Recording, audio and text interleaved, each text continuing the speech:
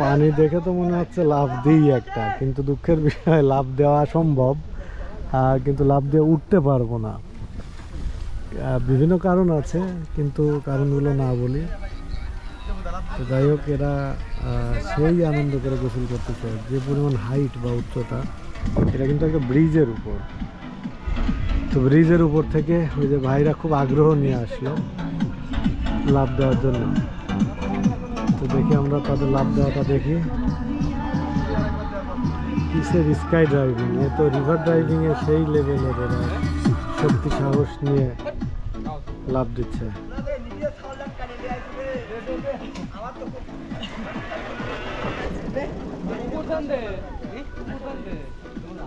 এই জুটকা হতে আমার এক হাত বাড়ালে তো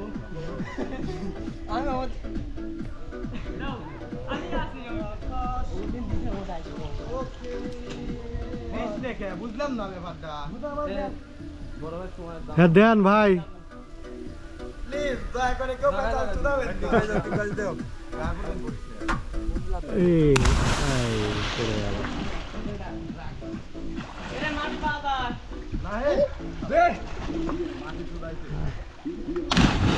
আরো দুইজন পড়লো। অবস্থা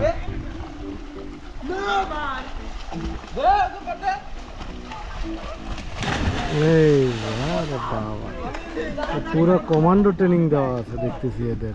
যাই হোক, খুব ভালো লাগলো। আসলে এরকম করে এখন পাওয়া যায় না, না ভাই? তো সেরকম মানে গ্রামীণ যে জনগণ আছে বা এরকম হই উল্লাস করে আনন্দ করে, এই সময়টা নাই। বাট ইনাদের মনে আনন্দ আছে, এটাই বড় কথা। আপনি কি এই গাড়ি চালান না? জি জি। বক্স বাজাচ্ছেন কি আপনি? আপনিও তো একটা শৌখিন মানুষ। না, এটাই জীবন কয়দিনের, তাই না? হ্যাঁ, কালকে শেষ। যাই হোক, আপনার খুব ভালো লাগছে। যে পেশাই করুক, কোনো পেশাই ছোট না, কিন্তু মনে আনন্দ আছে, এটা রাখতে হবে। নেপালের মানুষ, ভুটানের মানুষ, ওদের মানে অর্থকরীর পিছনে খুব মানে ছোট না, ওরা হচ্ছে ধর্মকর্ম আর মনে শান্তি, সুখ শান্তি। হ্যাঁ, ওরা খুব ফ্যামিলিয়ার। গাড়ি চালাচ্ছে, ঠিক আছে।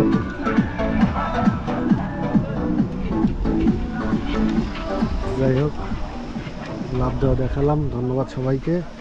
আমরা আর একটু আগে যাই সামনে। পুরোটা সময় আমি ছিলাম আপনাদের সাথে, আছি, আরো দূর আগে যাবো।